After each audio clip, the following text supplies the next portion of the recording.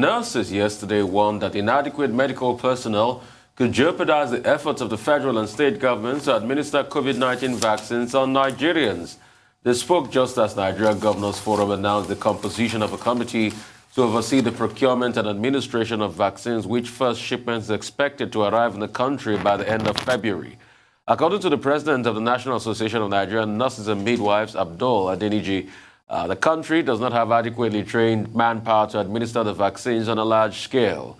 Adeniji also identified the possibility of resistance to the vaccines by the people as another major threat to the vaccination program. According to him, the acceptability of vaccines, manpower, the assurance of availability of enough doses of the vaccines are critical to a successful vaccination campaign.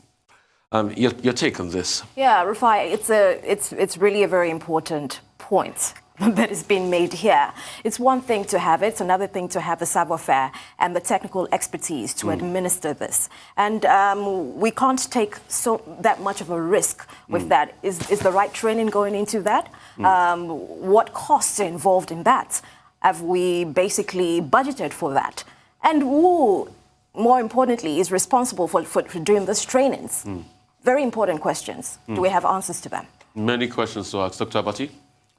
Well, I think it's interesting that the National Association of Nigerian Nurses and Midwives, that's the name of the organization, is picking up that in all the plans for vaccines and vaccination, their body has not been consulted, they are not involved, there is no plan to work with them or to consult with them.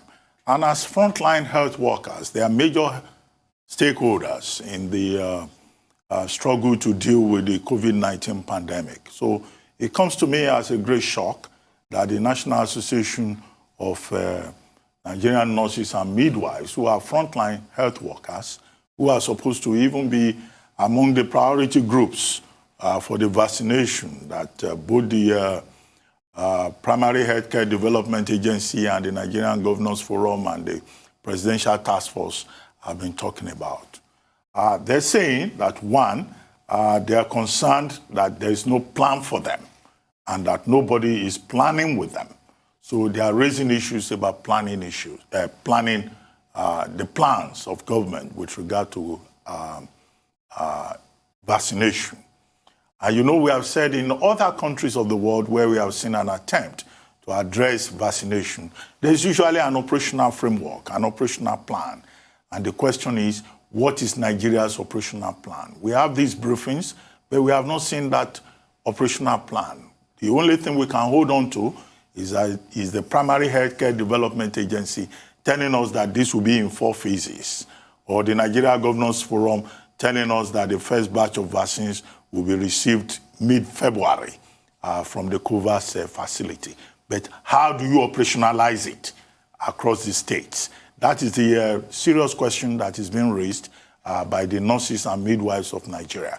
You will recall that even in a better organized environment like the United Kingdom, the Prime Minister, even with the rollout, had to start appealing to civil servants in the UK, 450,000 of them, to join a volunteer group so that the UK will be able to fast-track the vaccination process. So I think they are raising an important point. However, they are also talking about vaccine hesitancy. What is government doing about vaccine hesitancy? Because you see a lot of resistance. There is even a governor that is leading that process and promoting conspiracy theories. So these nurses and midwives who are in the forefront are saying that what is government doing about vaccine hesitancy? So these are some of the issues, and I think that they are valid. However, there has been a response from Dr. Faisal Shuaib, who is the head of the National Primary Healthcare Development Agency, the body that is in charge of the vaccination process. And he is saying that, yes, they have a point. There will be need for volunteers.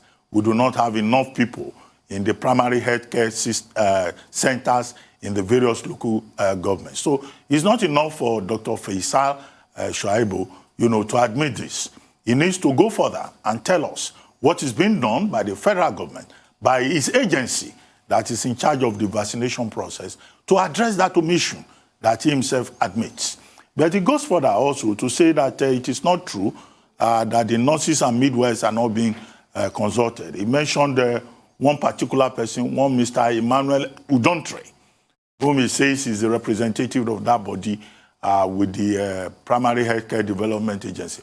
Okay, is it possible that a body like the National Association of Nurses and Midwives of Nigeria will not know that they have a representative that is consulting with the Primary Healthcare Development Agency with regard to vaccination?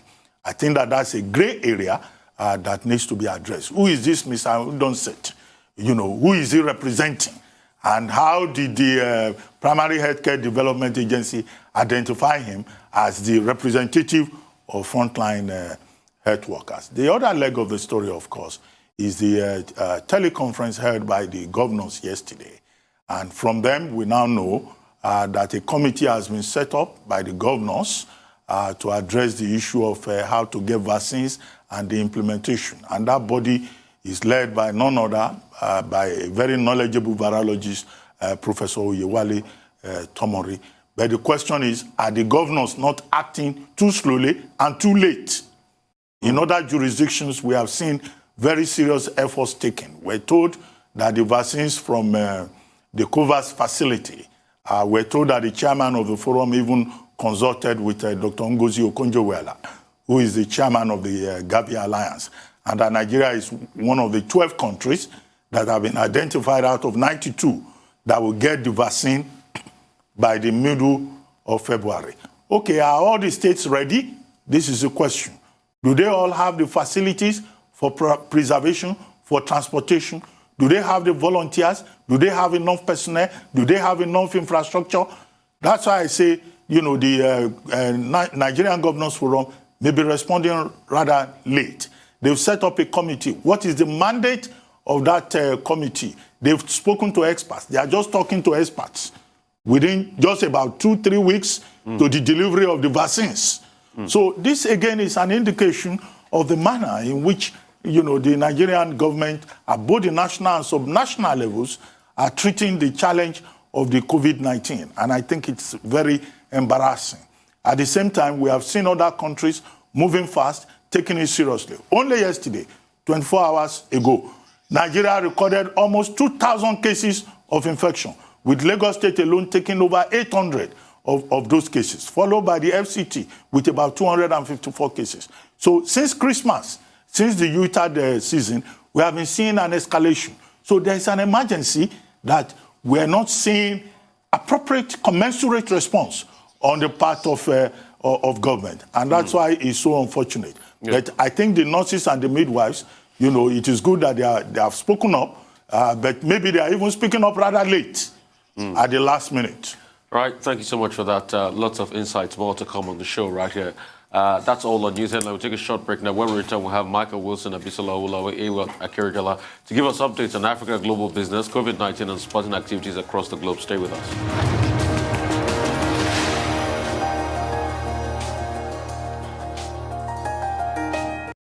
Right, welcome back to the Morning Show right here on the Rise News channel. Our dependable Michael Wilson, I should say.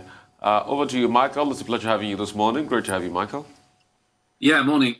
First of all, just a quick recap. Stocks in Asia Pacific fell this morning following yet another record session on Wall Street. Seems that two halves of a different coin. Hong Kong's Hang Seng led the major markets down 1.5%. Shares of CNOOC in Hong Kong dropped nearly 6% after it was announced that the index provider MSCI would no longer, or would delete the firm from its Asia all-share indexes, and that's because last week the U.S. Department of Commerce, under the former U.S. President Donald Trump, announced that it added the oil company CNOOC to a list which essentially restricts those firms from doing business within the UK. Mainland China stocks down too. As far as the new US president is concerned, or at least the newly inaugurated president is concerned, it doesn't look like there's going to be any major change on US policy towards China. Biden's team has shown early signs that it agrees with what they describe as the extremely touchy issues of China. Nothing to do with trade. This is about the Uyghur minority and the issues with so-called genocide and all that stuff. Again, that's terribly legal things something that those need to be identified legally. I'm not going to go into that, but that's what the US feels at the moment. China has also failed on its trade targets. It committed under phase one of that old trade deal that used to be in place. I say used to because there's little signs of it being resurrected right now, between the US and China. In 2020, China imported $100 billion worth of US goods. It was supposed to do $173 billion, i.e. it's falling short by just over 40% of what it was supposed to do. In terms of the United States, a brief recap from yesterday, not too much detail of the markets, but everything ending in record territory once again. It looks as though Biden beginning now to bear down even more than his predecessor, or a lot more than his predecessor, on the virus, and with a raft of executive orders. And Republicans in the US Congress say they're willing to work with Joe Biden's administration about the stimulus deal. It stands at $1.9 trillion at the moment, but remember, that's just a proposal. What actually gets through Congress, whole other matter. But it does look as though there's slightly better news there from some kind of cooperation between the two bipartisan views. If US investors, this is the view from yesterday, do have a concern about tech stocks. They don't appear to be, or at least Biden clamping down on US tech stocks and US tech companies. They don't appear to be showing that at the moment. Let's come across to Europe and the ECB meeting yesterday. It was a disappointing session all told in Europe as a result of economic pessimism from the ECB. Plenty of reasons for concern with EU leaders continuing, nothing to do with the ECB, but EU leaders themselves, but wondering about whether there ought to be more closure of borders, particularly between countries within the EU and, of course, between the UK and the EU. As far as concerned, a nice vote of faith from Nissan. It's the largest car manufacturer in the UK, and it's told that its plans for Sunderland, which is where it manufactures most of its cars, has been doing some of that in Europe, but they're now going to support at least 70,000 jobs in the supply chain there, and they are actually confirming that they're going to stay with the UK. I told you about Bitcoin. I don't like I told you so's, but dropped 17% yesterday, wiping about $100 billion from its own market. The latest plunge, it comes without any clear reason. Just want to say this to you. I mean, I know you're going to disagree with me, but it shows it. Whilst it's become a very popular investment and so on, and we understand why, and we understand it's nothing to do with central banks and all that kind of stuff, and we know that big payment sites have decided to take it on, it's still extremely volatile, and I would approach it with enormous amount of care. Commodities, and a US President Joe Biden saying that he's going to clamp down on drilling for oil on federal lands. That's quite a large part of the US drilling capacity, and this is all part of his climate change move to bring the economy to net zero emissions by 2050. So there's going to be some very, very big changes there. Oil price slightly slipped, but has to be said, it's still over $55 a barrel. Day ahead, mainly interest. I'm sorry to be very domestic about this, but it is about UK retail sales, and there are PMIs from France and Germany. We'll come on to that. Retail sales in the latest ones merely reflecting the fact that it's been a tough November. I think we kind of knew that, and a tough December too. And also April lockdown, of course, brings more public spending. We have to ask ourselves whether or not there's more appetite for long-term debt. Well, there is. There's no question about that. I'm not saying it's good or bad. There's been an erratic government response to it, but has to be said that borrowing remains high, and that's the way around the rest of the world. I give to you the possibility it may be just like Second World War debt. It may be spread over many, many years to come, i.e., as we've often said on this programme, the only people paying for this pandemic, not you and me so much in the present, but our grandchildren. Okay, Michael, I mean, like your Second World War that you said, I mean, Britain just finished paying theirs, I think, in 1998, so you can spread it over the years. But I want to talk about the role of, government and as regards businesses. Something happened recently again in France. Carrefour was supposed to be sold to a Canadian firm, but the government wouldn't let it sail through. We all saw what happened with China, Jack Ma, and Financial. Where can we strike the balance in this dichotomy? Government getting too big, getting into businesses now, and the relationship in general? I think that's a lifelong debate, really. I mean, it's always the way, isn't it? What happens is, I'm just thinking about the airlines, for example, which said, well, effectively, COVID's not our fault, so they're asking for government intervention. I mean, business has this funny kind of relationship with politics. It depends what you feel. Do you think that economics drives politics or vice versa? I suspect it's the former, but we'll see about that. I think there's always a debate between government. I think there's a gentle one, and that happens in the United States and the United Kingdom, maybe with you too, but not in China. It doesn't. The Jack Ma thing, I think, is pretty indicative of what an authoritarian regime decides to do with business people who get too big for their boots. And as we noted yesterday, remember last week, Jack Ma, came up publicly. I'm all right, said Jack. I'm all right, Jack, and all that kind of stuff. Jack's back, but only in his role as a former teacher, praising the education system in China, not as a businessman saying, "Oi, what about that IPO that you pulled on my company, Ant Financial? Why did you do that?" He knows why they did that, and we know why they did that, because they're scared of something as big as that, which is dwarfing their own central bank. So this is very delicate around the world. If you look at vaccines, for example, I think that's where we're going to see the relationship between business, government, and also the population. Which of these countries is actually rolling out vaccines the quickest? Is it those which are independent, or is it those which belong to another set of countries? In other words, why is the EU so slow in rolling out vaccines? Is there an overall government there that is pushing these vaccines forward? Because that's the only thing that we need to worry about. No, there isn't. What's happening? Progress is faltering. Well, Michael, I wish I could remind you that yesterday when you were very optimistic about the ECB meeting, and I reminded you that the outlook could be gloomy.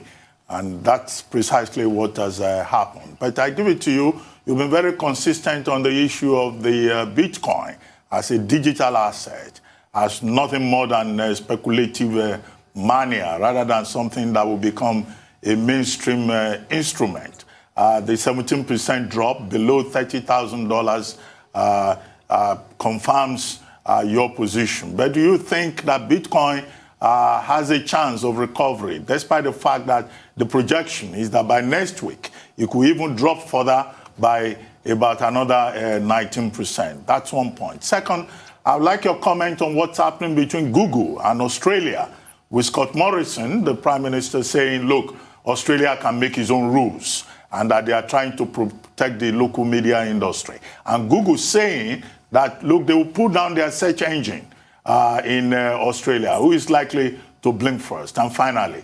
former President Trump is in his financial update records. He's saying that his businesses have been attacked heavily by COVID-19, with the exception of perhaps Mar-a-Lago in Palm Beach, Florida, and he has lost a lot of money. And, I had asked you before, why should we worry about the fortunes of the wealthy, particularly in the case of President Trump, whose misfortune, whatever it is, he lost at the end of the day, between the time he assumed office and now, just about $500 million. Why should he bother us, particularly in his own case, that the problem is self-inflicted? Okay, first of all, Google in Australia. The problem is that Google is not just a word, it's become a verb now, hasn't it? It's like Hoover and things like that, which actually people use to describe the action, which they use these things for. And I think it's very much a population thing. If Australia decide, and if Google decides to withdraw its facilities for being a search engine in Australia, I think a lot of consumers actually in Australia will be quite annoyed by that. They may well go to rival ones. There'll be a test for Google. But once again, this is, the Australians are very, very insistent in the way that and very, very proud of their own country, and very much against this kind of multinational lack of concern that they'll see from Google, and we'll still see a clampdown, I suspect, on tax paid by Google around the world. So that's just a precursor of that. As far as Trump's businesses is concerned, I, like you, don't care about wealthy people, particularly only if it concerns my job or my children's jobs or my grandparents' job or my families' jobs. That's, I think, why people get concerned about it. But Trump, really, it's got to be a busted flush now. Lots of companies within the service sector, lots of manufacturing companies, lots of property companies have been hit by COVID. Of course they have. We know this. We've been reporting on this for the past couple of years. So what? I don't really have any sympathy for him at all. If there are little squeals of pain coming from Donald Trump, fair enough. Do we care about big business only when it affects our jobs? Bitcoin, it will happen, I'm sure. It will become an alternative, but its volatility is due to the fact that people cannot make up their minds as to whether it's an investable currency or a vehicular currency, something that you use to pay other people in. As soon as that happens, as soon as there's wider acceptance of it, and as soon as the volatility comes down, then the idea of Bitcoin, which is a good one in essence, I'm just saying that at the moment it's far too volatile for little investors like you and me to get involved in. That's all. But I think wider acceptance, greater strength, greater acceptance around the world, then it does have a future.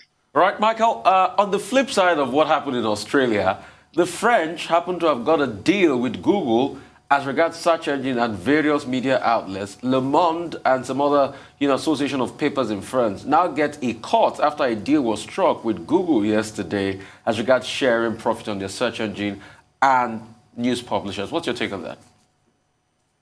Yeah, do. I mean, if there's a deal to be done, then that's what you need to do. The interesting tie-up between those two is when does a search engine, when does a knowledge imparter cease being a publisher? Because if your television station puts out something which is inflammatory, then legal action takes place. If I write something in a publication, then the publisher takes responsibility for that. What happens with Google? Do they take responsibility for content on their website? Well, they haven't so far. I mean, they may say they do. I know they're into news at the moment, and there is a tie-up there. But they're not a news creator, remember. They're a news agglomerator. They're a news accumulator. So, yeah, they do have a role. I think the tie-up's probably very valuable if it gets into more homes and gets before more eyeballs. But responsibilities, that's where the key's going to be. That's what we're talking about as far as tech is concerned. Now it uses up a huge space in our lives, but it has to be responsible for what it does. And that will vary from country to country. All right, thank you so much, Michael. I mean, this conversation will constantly go. We'll go for a quick break now, and we come back and talk some updates on COVID-19. We'll be right back.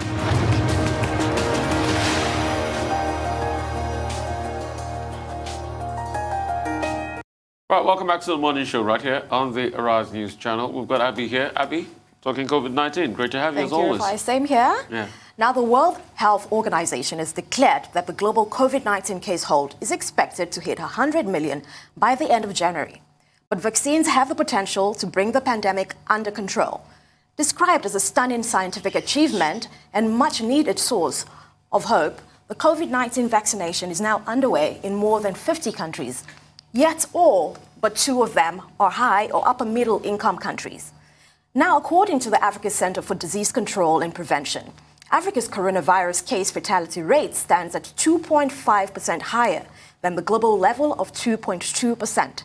There are 21 countries on the continent with a fatality rate of above 3%, including Egypt, the Democratic Republic of Congo, and Sudan.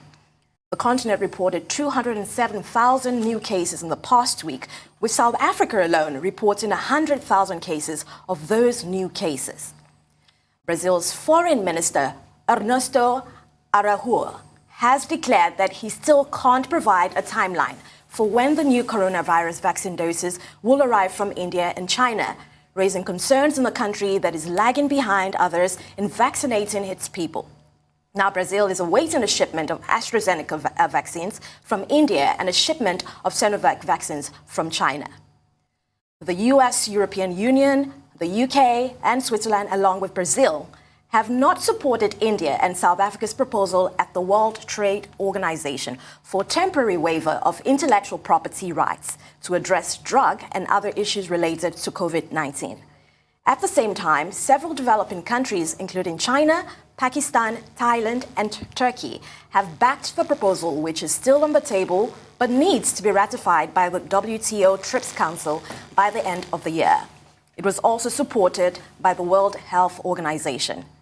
Meanwhile, India's national immunization program is confronted with mistrust from the general public as the national COVID-19 vaccine drive has been hampered by turnout as low as 22% in some states. Some 780,000 people have been given the first shot of the 2-jab dose in the 5 days since the world's biggest COVID-19 vaccination drive began in January 2016. In January 16, I beg your pardon. In the UK, Oxford scientists are preparing to rapidly produce new versions of their vaccine to combat the emerging new contagious COVID-19 variants discovered in UK, South Africa, and Brazil. The team behind the vaccine from Oxford and AstraZeneca plc is undertaking feasibility studies to reconfigure the technology, citing a confirmation from Oxford University. The university is carefully assessing the impact of new variants on vaccine immunity and evaluating the processes needed for rapid development and adjusted COVID-19 vaccines, if these should become necessary. Now to Nigeria, where the country has posted its highest COVID-19 cases in a single day yesterday, ramping up almost 2,000 infections. Figures from the Nigerian Center for Disease Control, NCDC, reveals that the country reported 1,964 fresh cases, the highest it has recorded in a single day since the pandemic broke out in February 2020. Previously, Nigeria had set its single-day highest record in January 15 when it reported 1,867 cases. But the record has been shattered with Thursday's infections. The country's 1,964 new cases represents a sharp rise from the previous cases reported on Wednesday. Of the new figures, Lagos reported huge 824 cases, up from the 476 cases raked in the previous day. In the same vein, 3 ultra-cold storage freezers to be utilized in the storage of the Pfizer and BioNTech vaccines that are expected before the end of January have now been announced in the country. The freezers have combined capacity of 2,100 liters. The Nigerian government says that it will receive at least 100,000 doses of the Pfizer and BioNTech approved COVID-19 vaccines by the end of January through the COVAX co-financing public-private facility. Well, yesterday I commented on the efforts being made by the University of Oxford to address the challenge of the new mutant variant of COVID-19. And the Sarah Gilbert team, what they are telling us is that, look, it's all in a day's work. And I had said yesterday that that gives us some hope. And we hope that, it will just be all in a day's work for them to be able to vary the technology a little bit to check the incidence of the new variant, which has been reported already in about 60 countries. Some countries in Europe have, in fact, like Portugal, have already expressed concern that they have, the UK variant, which is more deadly, more transmissible than the original variant of the virus that they had. Now, with regard to the WHO, yes, the numbers are rising, and that is a cause for concern. Already over 90 million cases worldwide. But I think the big event for the WHO yesterday was the effectuation of the decision by the new U.S. President Biden, to reverse the attempt by the Trump administration to pull out of the WHO. Dr. Anthony Fauci, the most senior infectious diseases expert, 80 years old, who has served 7 presidents in the United States, indeed attended the board meeting of the WHO, and he made a number of commitments which are very significant. One, he made it very clear that the United States is not pulling out of the WHO as the U.S. has promised. He promised that President Biden is committed to providing funding for the WHO, particularly with regard to COVID-19. And you know, of course, that although members pay subscription, the bulk of the funding for the WHO comes from the extra funding that countries like the UK and the United States provide. And with the United States re-identifying with the WHO, that will be a big boost for the WHO's COVID-19 campaign. Dr. Anthony Fauci also made it clear that the U.S. will stop the drawdown on his staff. Under President Trump, there had been a consistent attempt to withdraw U.S. staff from the WHO. That is going to end. More U.S. staff will join the WHO and contribute to the cause of ensuring global health on a wide scale. More importantly, the United States expressed commitment to join the COVAX Facility Alliance. You will recall that President Trump had refused to join that. Also, China was ambivalent about it, and that was a major minus for the WHO. So understandably, Tedros Ghebreyesus, the Director General of the WHO, was excited. He had received a letter from President Biden referring to him as my good friend, Tedros. And of course, he was very excited to see the United States identifying with the WHO afresh. President Trump had accused WHO of being pro-China and refusing to give information. And I think that this is a major development. At a personal level, Dr. Anthony Fauci himself was excited. He says that he now has a liberating feeling working with a president who is willing to follow the science and who is willing to listen to him. He had a brief meeting with President Biden, and it was a different kind of meeting, as opposed to a president who did not want to follow science and now having a president who wants to follow the science. I think that this is a great development for WHO, and we hope to see that partnership between WHO and the United States. And then, of course, for Nigeria, there are lessons we can learn from elsewhere. South Africa is trying to buy from the Serum Institute of India the AstraZeneca vaccine at the rate of $5.35, more than the $3 that even the AU is promising in March for African countries. Now, Nigeria is throwing money at the problem. We're saying we're going to be giving 5,000 to Nigerians for 6 months to alleviate poverty during COVID time. Now, why don't we use the money to go and look for vaccine and fast-track the vaccination process? So we need a lot of rethinking. We need to learn from other jurisdictions. And South Africa is showing a good example because they are even targeting their health workers. And they are willing to pay at a premium to get delivery before the end of February so that they can address the serious challenge that they face in that country. Here, we are throwing money at the problem. No, that's not how to do it. It's not about distributing money.